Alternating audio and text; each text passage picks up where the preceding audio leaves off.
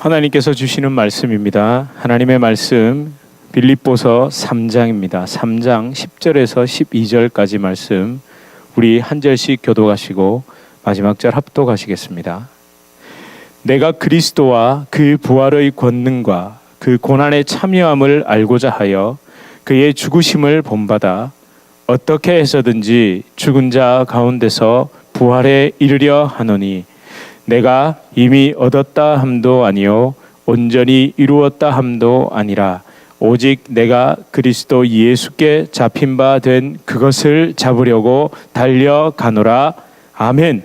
네, 여러분 오늘은 어떻게 인사하시면 좋겠습니까? 뭐 다 필요 없습니다. 오늘은 그냥 우리 서로 기쁘게 앞뒤 좌우로 보시면서 할렐루야 이렇게 하시면 좋겠습니다. 우리 함께 하시겠습니다. 할렐루야, 할렐루야. 예, 손도 흔드시고, 예, 너무 반갑습니다. 할렐루야. 진짜 사실은 막 일어나서 좀 이렇게 환호성도 지르고 좀 이러고 싶은데, 예, 저희가 그래도 조금 진정하면서, 예, 특별히 여러분들 함께 이렇게 자리에 앉아 계시는 걸 보면서 참 이렇게 여러분 한 분 한 분이 계시는 자리가 너무너무 꽉 찬다는 마음이 듭니다. 그리고 오늘 아까 그 주님 큰 영광 받으셔서 찬양할 때 제가 어떻게 목이 막 메어가지고 어떻게 좀 이렇게 이렇게 좀 좋은 의미의 감정을 좀 주체하기가 좀 어려울 정도였습니다. 여러분도 같이 그렇게 부활의 기쁨과 그 주님의 살아계심을 노래하는 것이 너무너무 감사했고 너무너무 기뻤습니다. 그리고 정말 힘이 났습니다. 여러분 오늘 새벽에 여러분과 함께 만나면서 제가 아주 중요한 사실 하나를 알았습니다. 우리 성도님들의 모습은 새벽이나 지금이나 똑같다입니다. 예, 아멘. 이거 굉장히 긍정적인 이야기입니다. 네, 굉장히 긍정적인 이야기입니다. 똑같다는 의미 속에는 늘 그렇게 똑같다는 의미도 있고 또 뭔가를 이렇게 하고 오신 분은 참 그 아침에 부지런하시다는 또 긍정적인 의미도 있습니다. 아무튼 똑같았습니다. 여러분 오늘 부활주일입니다. 그러나 사실은 매 주일이 부활주일입니다. 저와 여러분이 유대교 혹은 제7안식교 등과 같은 어떤 이단들이 주장하는 그런 안식일, 그러니까 토요일 안식일을 지키지 않고 일요일에 썬데이에 주일을 지키는 것은 무슨 로마의 태양신 숭배를 따라간 게 아니라 예수님께서 그렇죠, 안식 후 첫날 부활하셨기 때문에 이 날은 더 이상 무슨 날이다? 썬데이도 아니고 그냥 의미 없던 하루가 아니라 새로운 날, 정말 주님의 날, 생명의 날이라는 그것을 기념하기 위해서 저희가 주일로 지키는 겁니다. 예. 그런데 그걸 자주 좀 말씀을 드려야 될 것 같아요. 한국에서는 그 안, 시읒, 히읗자 들어가는 그 하나님의 땡땡이라는 그 이단에서 자꾸 요걸 가지고 정통교회를 시비를 겁니다. 그래가지고 또 그걸 모르니까 있잖아요. 또 젊은 청년들이나 좀 모르는 분들은 거기에 또 솔깃해가지고 넘어갑니다. 절대 아닙니다. 네, 안식일을 지키는 것이 아니라 안식일보다 더한 안식일 뭐죠? 바로 주일을 지키는 겁니다. 예, 주일을 지키는 겁니다. 여러분, 그렇게 저와 여러분은 담대하게 예수 그리스도의 이름으로 하나님 앞에 이렇게 예배로 나갈 수 있는 겁니다. 왜냐하면 주님이 부활하셔서 우리의 대속의 제물이 되시고 우리 죄를 완전히 속죄해 주신 것에 대한 확증, 확인이 바로 부활이기 때문에, 바로 이 부활을 통해서 죽음의 운명이었던 우리가, 하나님과 단절됐던 우리가 연결됐고 영원한 생명을 다시 누릴 수 있다는 확증이 바로 부활이기 때문에, 예수 그리스도의 부활이기 때문에 우리는 주일에 마음껏 예배하고 마음껏 기도하고 마음껏 찬양할 수 있습니다. 여러분, 이 감격을 가지고 매 주일에 예배에 나오셔야 됩니다. 아멘. 예, 아멘 하셔야 됩니다. 네, 제가 이 부분을 이렇게 강조하는 이유가 있습니다. 간혹 부활주일을, 그러니까 주님의 부활을 부활주일에만 생각하는 것으로 여기는 분들이 아주 간혹 계시는 것 같더라고요. 그러니까 부활주일은 52주 중에 특별히 오늘 한 주 지키는 날로 착각을 이렇게 잠깐 하시는 분들이 있는데, 우리 주님의 교회 성도님들은 그런 분들 없으실 줄로 믿습니다. 그렇다고 해서 여러분, 이게 중요한 날이 아니다, 절기가 아니다, 또는 세상 사람들은 이게 무슨 기독교의 명절 이렇게 생각을 하더라고요. 그 중요하지 않다는 게 아닙니다. 그래서 오늘 저도 이렇게 좀 특별히 명절에는 이렇게 입잖아요. 좀 입어봤습니다. 6개월 만에 입은 것 같습니다. 그러니까 저희 설립 기념 예배 때 입고 오늘 이렇게 입은 것 같은데, 여러분 뭐 중요한 날 맞습니다. 그래서 여러분, 그런데 우리가 중요한 날이라 격식을 갖추는 거 좋지만 생각 속에서 오늘만 부활을 생각하는 건 아니라는 거죠.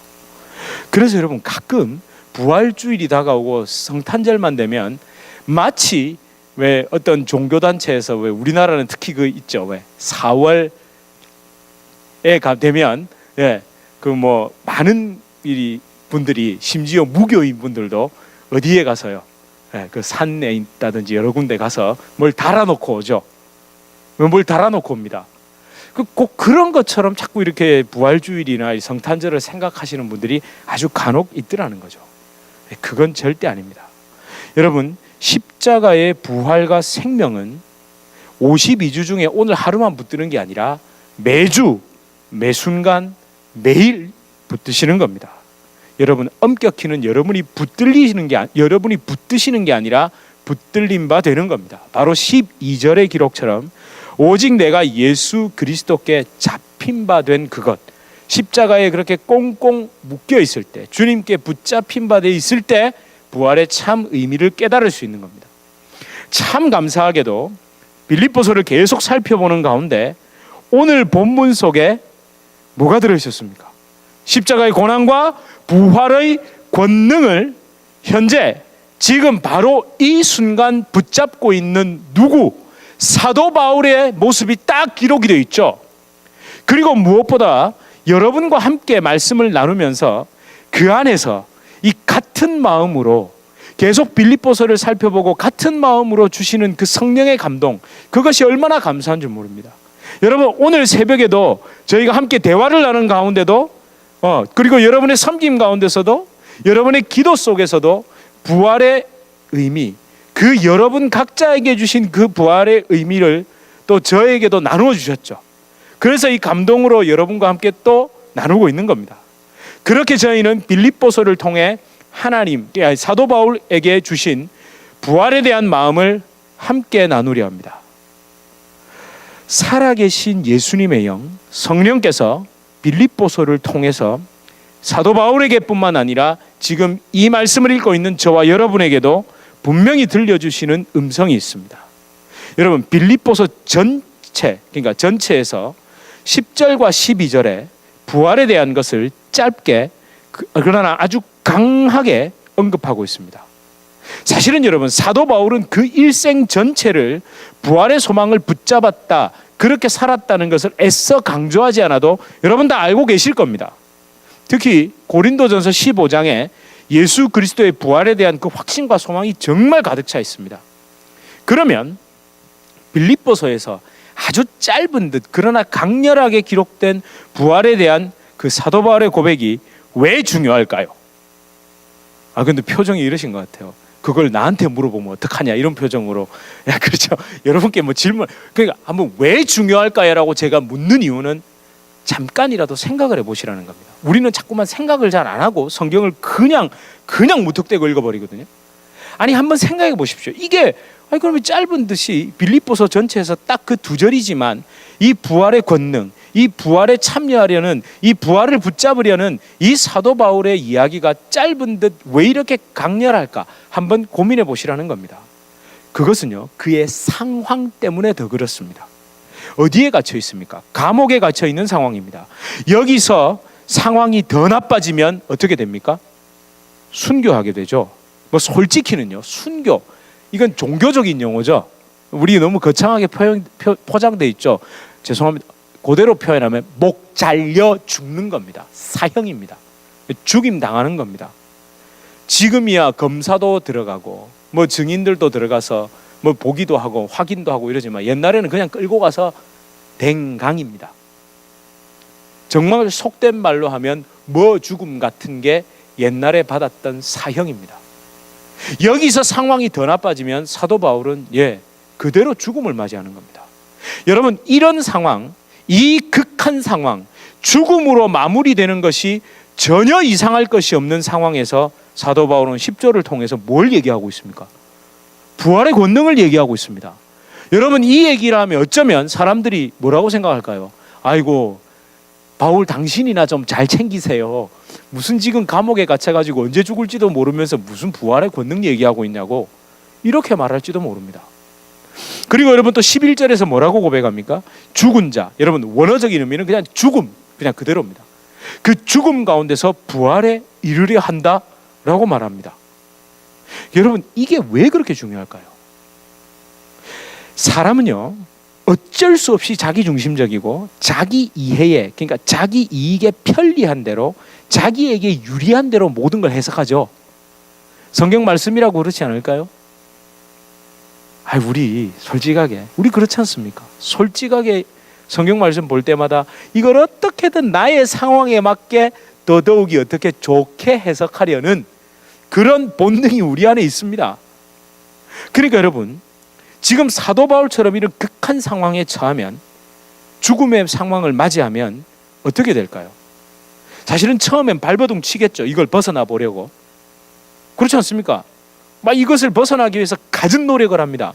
뭐라고 제가 딱히 정의할 수는 없지만 우리 안에서 뭐가 올라옵니까? 내가 이걸 넘고야 말겠다는, 물론 성격에 따라 다르지만 근성, 오기, 고집 같은 게 막 나오다가 여기에 뭐가 딱 결탁됩니까? 종교성이 딱 결탁되죠. 그러면서 이제 뭘 하기 시작합니까? 한마디로 얘기하면 이제 급하면 뭘 나오죠? 새벽 기도를 나오기 시작합니다. 급하면 우리 나오잖아요. 아니, 그걸 제가 비난하는 게 절대 아닙니다. 저도 막 급할 때 얼마나 많이 나갔다고요. 그리고 또 뭐도 합니까? 막 금식도 하고요. 막 그다음에 작정해야죠. 그냥 기도하면 안 되고 작정 기도를 해야 되고, 그냥 기도하면 되고 특별 기도를 해야 되고, 그리고 어떻게 해야 됩니까? 잠도 주무시면 안 되죠. 막 철야 기도해야 되고. 그렇게 하지 않습니까? 그러다가 이 온갖 종교 행위까지 붙여서 덕지덕지 붙여가지고 하다가 견디다 버티다가 하다가 안 되면 결국 어떻게 됩니까? 안 되는구나, 이렇게 되죠. 이렇게 판단이 서는 순간 그 고난과 고통, 절망의 상황을 우리는 어떻게 이해하기 시작합니까? 또 자기 유리한 쪽으로 하나님이 주셨다 이러면서 어떻게 제가 나는 순종하는 사람, 이렇게 됩니다. 그리고 또 어떻게 됩니까? 십자가 지는 삶이라면서, 허락되신 고난이라면서 이걸 그냥 슥 버무려서 자기 이해로 넘겨버리죠. 그렇게 새로운 해석을 딱 내놓습니다. 어떻게 이렇게 잘 알겠습니까? 제가 그랬었거든요. 지금도 그러려는 유혹에 자꾸 빠져들어갑니다. 하지만 바울의 고백을 한번 잘 보십시오. 10절에서 11절을 깊이 정말 묵상해 보시라는 겁니다. 우리가 직간접적으로 경험을 했건, 심지어 영화 소설을 통해 보았건, 그 무엇을 생각해도 사도 바울이 처한 상황은 그 이상입니다. 그 이상입니다. 여러분, 사실 사도 바울의 삶, 무슨 그의 선교적인 삶 등등을 뭐 따라간다 이런 건요, 뭐 어쩐다 이런 말은 사실은 참 순진한 이야기입니다. 참 순진한 이야기입니다. 저는 감히 그 삶을 따라가겠다라는 말을 함부로 하기가 솔직히 두렵습니다. 그런 마음으로 여러분 10절과 11절을 한번 다시 읽어보겠습니다. 10절과 11절입니다. 시작. 내가 그리스도와 그 부활의 권능과 그 고난의 참여함을 알고자 하여 그의 죽으심을 본받아 어떻게 해서든지 죽은 자 가운데서 부활에 이르려 하노니. 그렇죠. 이렇게 되어 있습니다. 여러분, 여기서 어떤 것이 보이십니까?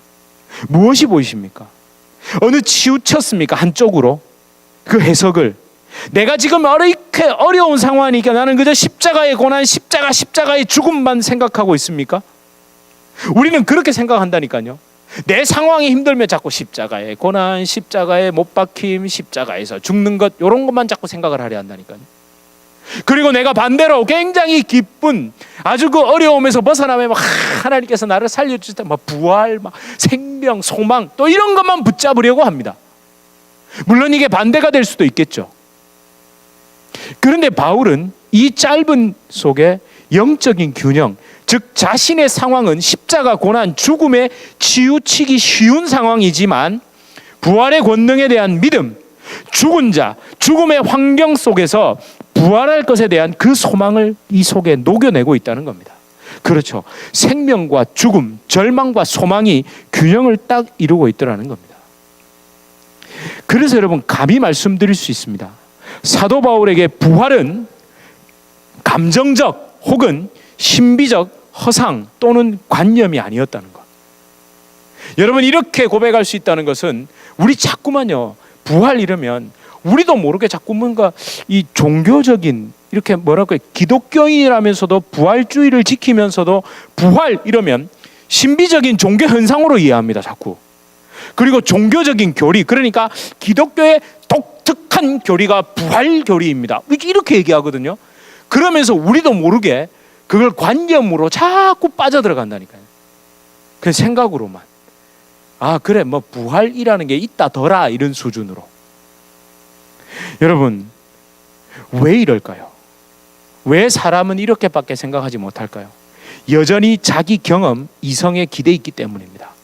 읽은 것, 본 것, 들은 것, 경험한 게 전부인데 그 전부는 사실 읽은 것, 본 것, 들은 것, 경험한 것이라는 사실은 극도로 제한되어 있죠.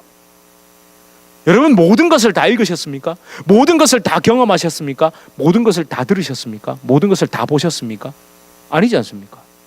그런데 사실은 극도로 제한되어 있으면서 그 제한된 것이 다라고 그렇게 속아서 자기 이성과 극도로 제한되어 있으면서도 그 이성과 그 판단에 의존해 있기 때문에 그렇습니다. 그러니까 좀 더 쉽게 말씀드리면 죽음은 압니까 모릅니까? 알죠. 근데 잘 들어보십시오. 직접 죽어보셨나요? 그것도 아니죠. 사실은 봤죠. 들었죠. 죽음에 대해서 보고 듣고 읽으셨잖아요. 그런데 본인이 죽어보지도 않아놓고 또 죽음은 어쩜 그렇게 확실하게 믿으세요? 질문 드리고 싶습니다. 그런데 여러분 왜 기록된 예수님의 부활 여러분 아이들은 죽음에 대해서 먼저 봅니까? 물론 아주 슬픈 경우 아이들이 죽음을 직접 목격하지만 여러분 아이들은 죽음의 개념이 없으면 옆에 죄송합니다 시신이 누워 있어도 이게 죽은 건지 산 건지 애들은 모릅니다. 그래서 영화 같은 걸 보시면 엄마가 이렇게 죽어 있는데도 어린아이가 엄마 이러면서 이러죠. 그 이유가 뭡니까? 지금 자기가 보고 있으면서도 그게 무슨 개념인지 몰라서 그렇게 하는 겁니다. 사실은 우리도 죽음에 대해서 죄송합니다만 학습된 겁니다. 그런데 여러분 분명히 예수님의 부활에 대해서도 성경이 분명 이야기하고 있습니다. 아니 좋습니다. 그거는 종교 기록이지. 여러분 사복음서가 고대 기록입니다.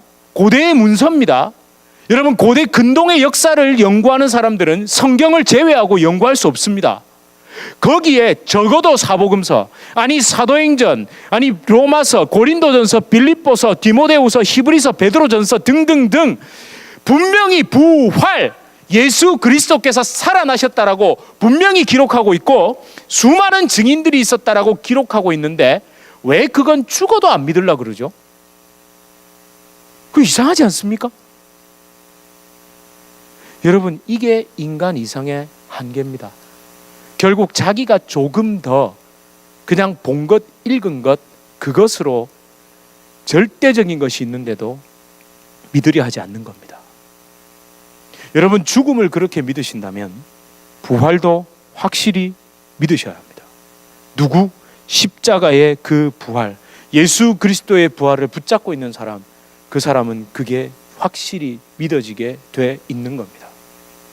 여러분 다시 본문으로 돌아오겠습니다. 사도 바울은 부활에 대한 확신을 그 확신에 찬 선포를 하면서 잊지 않는 것이 하나 있습니다. 그래서 뭐라고 얘기합니까? 부활을 확실히 믿으니 뭘 두려워하지 않고 있을까요? 죽음을 두려워하지 않습니다. 그걸 단순히 순교를 두려워하지 않습니다. 이 차원이 아니라 본문에 기대어서 한번 보십시오. 바로 그의 죽으심을 본받아라고 돼 있죠. 이 본받아. 여러분 여기서 본받아. 여러분 우리 본받는다 그러면 자꾸 우리는 어떻게 생각하죠? 뭐 담는 거 이렇게 생각하죠. 근데 여러분 이게 원어적인 의미 카피가 아닙니다. 흉내내는 게 아닙니다. 원어적인 의미는 같은 형태 있죠. 형태. 하나님의 본체 신화할 때 그 모르페, 그 본체, 이게 여러분 수모르페 그래가지고 위드라는 그 의미를 가진 것과 본체라는 의미를 가진 것이 합성어거든요. 본받아 할 때 그 동사로 쓸 때. 그러니까 그 예수님의 그러니까 죽으심을 자기가 그대로 받아들인다는 겁니다. 그 형태 그대로 자기가 취한다는 겁니다. 여러분, 그렇죠. 우리 한국말에도 본받아 할 때 그 본자가 근본 본자잖아요. 본체 그냥 그대로 받는 겁니다. 뭐 이렇게 야 본받아라 이러면 우리 자꾸 닮는다 이렇게 닮아서 이렇게 흉내내는 걸로 생각하는데 아닙니다. 그리스도의 죽음이 그대로 자기에게 들어왔다는 얘기입니다. 여러분, 사도 바울은 십자가의 죽음을 흉내내지 않았습니다. 그대로 받았습니다. 먼저 믿음으로 받았습니다. 성령께서 주시는 믿음으로 십자가의 죽음을 받고 그 믿음대로 그는 산 겁니다.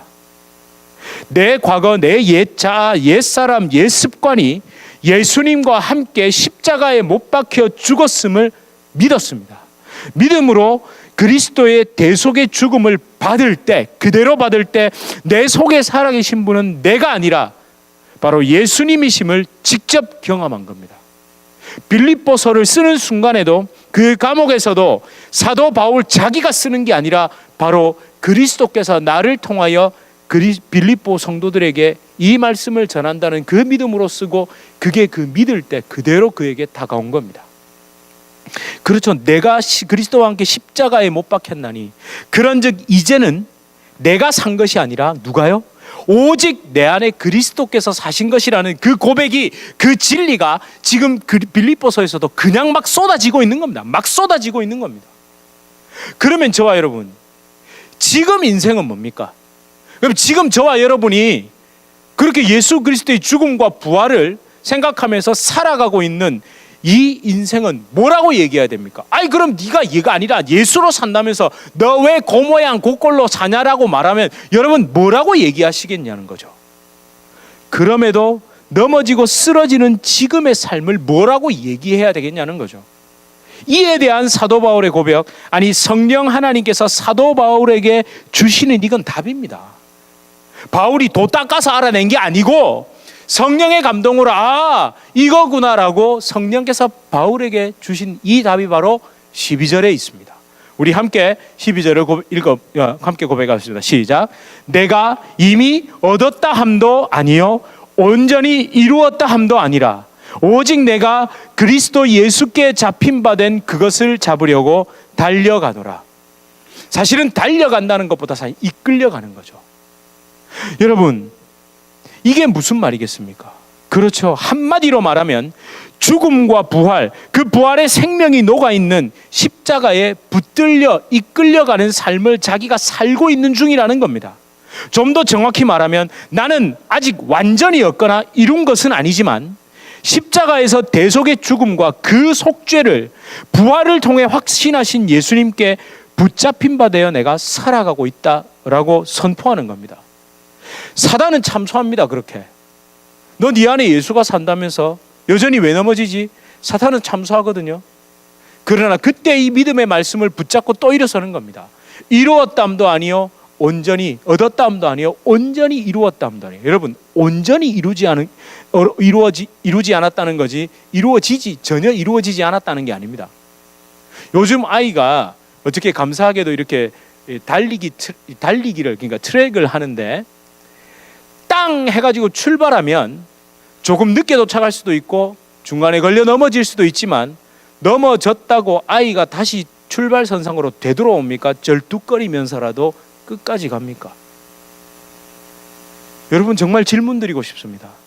여러분 땅 해서 출발하다가 탁 걸려 넘어질 수 있거든요. 그럴 수 있잖아요. 헛다리를 짚을 수도 있고. 아주 중국에 아주 우스운 동영상 하나가 있던데 허들을 뛰어넘는 사람, 허들 아시죠? 이걸 뛰어넘다가 한 2개 뛰어넘다가 한 개가 탁 걸렸어요. 그러자 이 사람이 결승선을 향해서 그냥 막 뛰더라고요. 이 허들을 뛰어넘지 않고 그냥 뭐 화가 났는지 뭐가 어쨌는지. 그래도 여러분 그 사람이 머리를 벽 긁으면서 뒤로 돌아가지 않더라는 거죠. 어떻게든 결승선을 통과해서 그 결승선에서 실격 부활이라고 하건 탈락이라고 하건 거기서 누구? 심판의 이야기를 들어야죠. 왜냐하면요, 아주 가끔 만약에 내가 머리를 벅벅 긁고 뒤로 갔는데 나머지 앞에 애들이 다 넘어졌어요. 그 바보 아닙니까? 그제 윤성아, 끝까지 뛰는 겁니다. 예, 내가 발목을 쩔뚝거리건 뭘 어쨌건 끝까지 뛰는 겁니다. 왜? 우리는 이미 그리스도의 생명으로 출발했기 때문에 그렇습니다. 여러분, 우리 여전히 부족하고 실수투성이고 자주 넘어지지만 결코 포기할 수 없는 삶을 살고 있습니다. 나는 포기할지언정 예수님께 붙잡힌 바, 그 잡힌 바, 즉 사실은 예수님이 나를 딱 붙들어주고 계십니다. 이거 잘 보십시오. 그리스도 예수께 잡힌 바 됐다고 되어 있잖아요. 내가 잡은 게 아니라 예수님이 나를 딱 이미 잡고 계신다니까요. 잡힌 바 됐기 때문에 그렇게 포기할 수 없습니다. 여러분, 새벽에 나눴던 그 말씀 기억나시죠? 누우셨다. 누가 먼저? 예수님이 먼저 그 누우신 자리에서 일어나시고 마치 새벽에 아침에 아이를 깨우는 것처럼 주님이 발로 툭툭 차면서 깨우신 게 아니라 그 제자들을 두려워하고 있고 오히려 예수님의 부활 소식이 더 찔리고 아파 도망가고 외면할까, 그 제자들에게 두려워하지 말고 무서워하지 말아라. 내가 먼저 어디에? 갈릴리에 가 있을 테니 그리로 와서 나를 좀 만나자고. 그리고 거기에서 어떻게 합니까? 똑같이 처음 부르실 때보다 더 부드럽고 아름다운 음성으로 그를 품어, 제자들을 품어 일으켜 주신 그 기록이 바로 마태복음 28장의 여인들이 전했던 소식이었습니다. 여러분, 부활주일 아무도 모르게, 아니 우리도 모르게 자꾸만 고정관념에 사로잡힙니다. 저도 그랬습니다. 사실은 부활주일 설교는 어때야 됩니까, 여러분? 특별해야 되죠. 특별해야 되지 않습니까? 부활주일 설교. 여러분, 너무 그 부활주일 설교, 성탄주일 설교를 그 목회자들에게 특별한 설교를 이렇게 기대하시면 저희가 특별히 어렵습니다. 예, 너무 특별히 기대하지 마십시오. 사실 그래서요, 저도 정말 많이 적고 정말 많이 찾아보고 정말 많이 읽었는데 이상하게 그걸 본문에 대입을 시키니까 이게 계속 꼬이기만 했습니다. 이 증인이 많습니다. 예. 그냥 꼬이고 또 꼬이고 또 꼬이고 그래가지고 과감하게 그냥 잤습니다. 밤 12시 넘어가지고. 근데 여러분, 아침에 눈을 탁 떴는데 정말 아침에 깨자마자 그렇구나. 사도 바울은 그 처한 상황에서 어디에 기울어진 게 아니구나. 십자가의 고난 죽음 치우친다든지 부활 막 이러면서 여기에 치우친다든지 그러지 않았구나. 바울 부활과 죽음과 생명에서 균형을 가지고 있었구나. 여러분, 이런 감동이 있었습니다. 오해는 마십시오. 주님이 제게 말씀하셨습니다. 이거 아닙니다. 제게 그냥 눈을 딱 떴는데 그냥 갑자기 그게 그냥 그 감동이 있었습니다. 그렇게 정말 다시 본문을 보니까 10절에서 11절의 그 부활의 권능 속에 고난, 죽으심, 그리고 죽은 자. 여러분, 사실은 10절과 11절 다시 한번 보실래요? 자, 보십시오. 요게 부활과 그 다음에 부활의 권능과 고난, 죽으심, 그리고 죽은 자, 그리고 부활, 이렇게 돼 있죠. 부활과 부활 사이에, 즉 생명과 생명 사이에 뭐가 딱 들어 있습니까? 죽음이 들어 있습니다. 녹아 있는 거죠. 부활과 생명 속에 죽음은 다 녹아 들어버린 겁니다. 여러분, 그래서 제목도 부활과 죽음, 죽음과 부활 해서 한번 쌌습니다. 샌드위치 빵처럼 딱 쌌습니다. 여러분, 사실은 생명과 죽음은 반대 개념이 아닙니다. 사실은 하나입니다. 그 속에 녹아 있습니다. 누구에게는? 저와 여러분에게는. 저와 여러분에게는 그게 사실은 하나입니다. 하나. 여러분, 죽음은 부활과 생명을 반드시 그 부활과 생명의 죽음은 녹아들게 되어 있습니다. 녹아든다는 것은 죽음이 없다는, 아무 의미 없다는 뜻이 아닙니다. 십자가에서 나의 죽음은 부활의 생명에 녹아들기 위해 나는 십자가에서 죽는 겁니다. 저와 여러분, 다시 말씀드리지만 사도 바울의 이 고백을 너무 피상적으로 받아들이지 말아야 합니다. 이 고백에 다른 이야기, 예화, 인용, 자신의 경험적 지식을 대입하기보다 이 고백을, 아니 이렇게 기록하기까지, 이렇게 쓰기까지 바울이 얼마나 십자가의 죽음과 부활을 묵상하며 고민하고 힘들어했는지, 무엇보다 십자가의 죽음과 부활을 도무지 받아들이지 못해 예수님을 핍박하고 그 믿는 자들을 괴롭혔던 그가 이 진리를 받아들이기까지 얼마나 갈등했을까요? 얼마나 힘들었을까요? 여러분, 그런 모습의 바울을 꼭 한번 기억해 보십시오. 여러분, 설교자도 성도들도 참 쉽게 착각하는 것이 이런 성경의 기록을 너무 쉽게 자신의 경험, 상황, 지식, 감정 등으로 해석하고 정의하고 단정 지어버린다는 겁니다. 성령 안에서 말씀 붙들고 고민을 좀 하셔도 됩니다. 지적 동의와 이해를 위해서가 아니라 성령 안에서 정말 십자가를 붙들고 여러분, 내 심령의 밑바닥, 그 바닥의 죽음을 두려워하는 그 마음까지 내려가 보셔야 됩니다. 죽음을 두려워하는 그 밑바닥의 마음까지 내려갔다가 다시 성령의 빛으로 부활하고 그 하늘 끝까지 닿아 있는 예수 그리스도의 부활을 바라볼 때 뭐가 생길까요? 균형이 생기죠. 중간을 찾을 수 있습니다. 여러분, 뭔가 이 물건에 지금 이 강대상의 중간을 찾을 때 어디에서 어디를 잽니까? 제일 처음 이 끝에서 이 끝을 잽니다. 십자가의 죽음을 끝까지 붙잡고 내가 그토록 두려워하는 죽음을 맞닥뜨려 본 사람이 하늘 끝까지 닿아 있는 그 부활의 권능, 생명의 능력을 측정한 다음 내가 이 땅의 삶을 살며 중간을 찾을 수 있는 겁니다. 여러분, 그래야 진짜 그리스도의 죽음을 본받음으로 얻을 수 있는 부활의 생명이 무엇인지 깨닫는 수준이 아니라 진짜 경험하게 됩니다.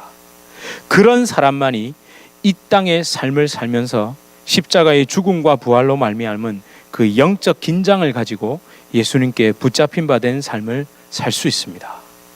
여러분, 부활주일에 참 안 어울리는 찬양 같지만 적어도 1절 가사만큼은 진짜 부활주일에 잘 어울리는 찬송이죠. 구주와 함께 나 죽었으니 구주와 함께 나 살았도다. 그 이후로는 영광의 기약이 이르도록 주님만 바라보고, 그리고 언제나 새 생명 주시는 주님 사랑한다는 이 고백이 녹아 있는 겁니다. 여러분, 절대 장성국처럼 부르시면 안 됩니다. 그래서 제가 집사람에게도 특별히 부탁을 했습니다. 절대로 여보 장성국처럼 치면 안 돼. 이렇게 제가 부탁을 했습니다. 여러분, 우리 함께 이 가사를 깊이 묵상하시며 여러분 두려워하지 마시고 여러분의 그 밑바닥 같은 곳을 십자가 붙잡고 닿으셔야 됩니다. 그리고 하늘 끝에 닿아 있는 그 부활의 권능을 또 느끼시고 만지시고 보셔야 오늘 이 땅을 살면서 여러분이 살아갈 그 균형이 보이기 시작합니다. 우리 함께 찬양하시겠습니다.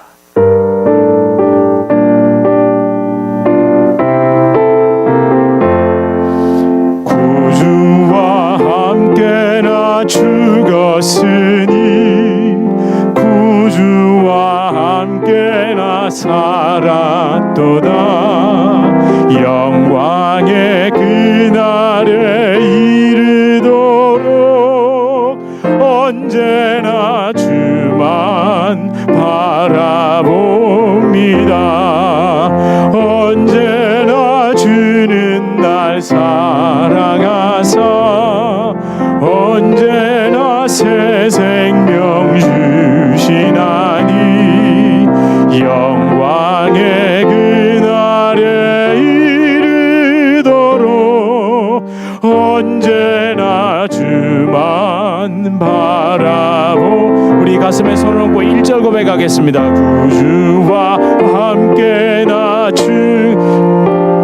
함께 구주와 함께 나 살아 영광의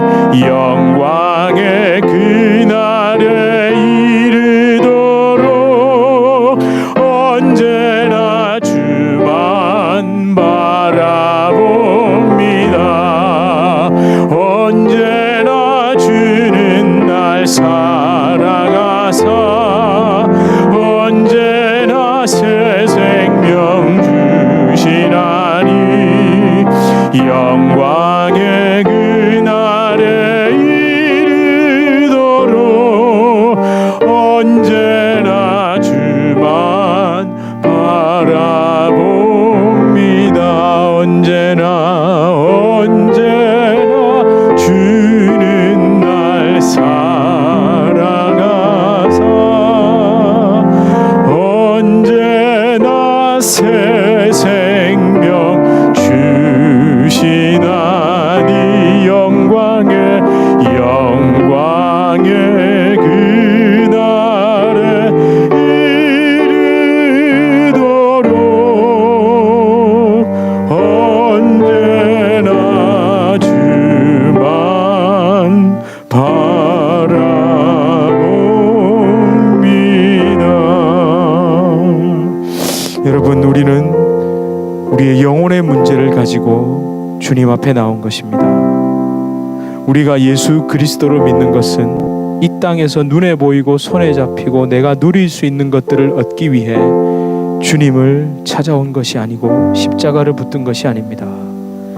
정말 내 영혼에 새 생명을 주시는 그 주님 때문에 이 자리에 와 있습니다. 여러분, 그 새 생명이 없이, 부활의 권능이 없이 죽음을 입에 담는 것은 허상입니다. 그냥 죽으면 끝이지, 죽으면 다지, 이런 식으로 말하는 것이 절대로 우리 안에서 뭔가 내려놓은 듯한, 뭔가 좀 내가 있어 보이는 듯한, 그래도 내가 세상을 열심히 살고 후회 없다는 듯한 그런 고백이 아니라, 여러분, 그렇게 주님이 주시는 새 생명 없이 죽음을 쉽게 말하는 것은 다 허상입니다. 여러분, 이제 십자가를 붙잡고 부활 속에 녹아들어야 합니다. 여러분이 두려워하는 것, 여러분이 그토록 걱정하는 것, 여러분이 그토록 심려하는 모든 것을 십자가에서 죽으시고 부활하신 그 주님께 던져주고 두고 이제 부활의 생명에 녹아들길 소망합니다. 여러분, 이 시간 함께 기도합시다. 주님, 내가 주님과 함께 있을 때 부활은 나에게 실상이 됩니다. 참이 됩니다. 진리가 됩니다. 주님, 내 경험과 판단으로 죽음과 생명을 이해했습니다. 이젠 죽음과 생명이 녹아든 예수 그리스도의 십자가에 붙들려 부활을 바라보게 하여 주시옵소서. 그 소망으로 오늘 지금을 살아가게 하여 주시옵소서. 우리 이렇게 간절한 목소리로 함께 기도하시겠습니다. 주여 우리와 함께 하여 주시옵소서.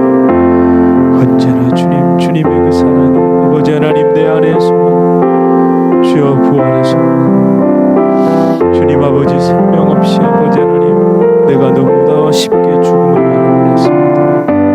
주님, 참 생명이 내 안에 들어오지 않고 자꾸만 아버지 하나님 내가 무슨 죽음도 하는 것처럼 그렇게 생각하고 살았습니다. 주여 아버지 하나님, 그 영적인 하나님 우리에게 주시는 그 주님의 은혜를 보게 하여 주시옵소서. 주여 아버지, 주님의 그 좋으심에서 할렐루야 우리를 살리시는 주님, 하나님 주님의 생명을 주신 그 주님의 사랑, 부활의 생명이 흘러가게 하여 주시옵소서. 생명이 흐르지 않는 자 죽음을 말하시옵소서. 하나님 오상 같은 죽음을 아버지 하나님 주여 주시옵소서. 주여 아버지 하나님 내 하나님과 믿으려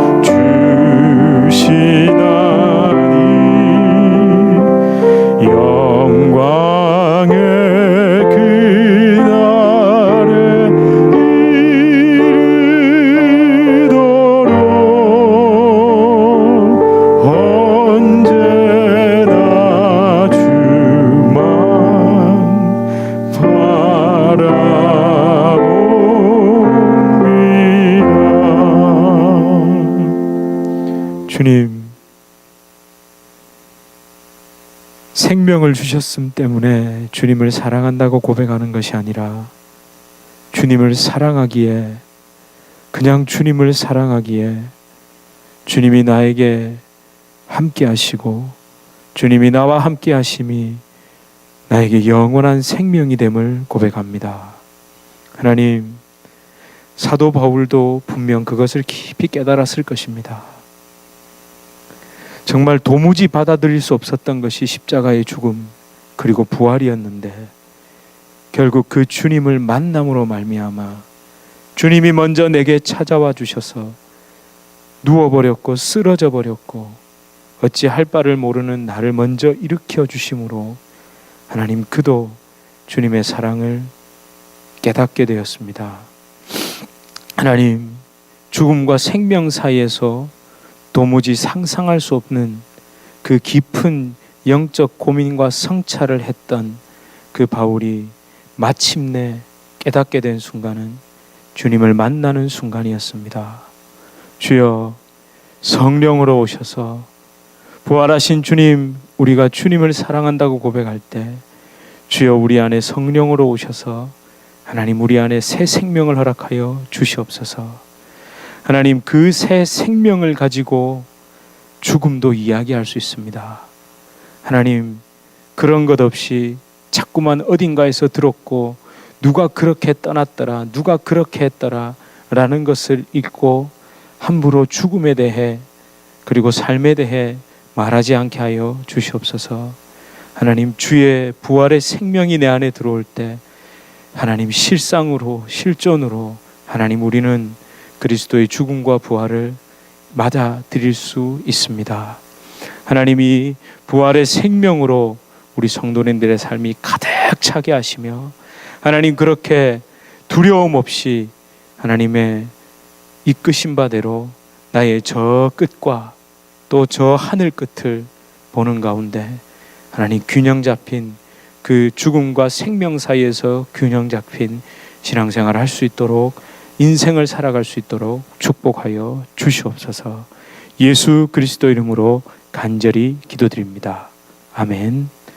우리 주 예수 그리스도의 은혜와 하나님 아버지의 극진하신 사랑과 성령 하나님의 위로교통교제 충만케 하시는 역사, 우리를 살리시고 우리를 회복시키시고 언제나 주님의 죽으심과 부활 그 균형 사이에서 하나님께 이끌림 받게 하시는 성령의 그 놀라운 역사가 우리 주님의 교회 성도님들과 주님의 교회로 불러주실 주의 귀한 자녀들 개인의 삶, 가정, 생업, 직장, 사업 하시는 모든 일 가운데 이제로부터 영원토록 함께 있을지어다. 아멘.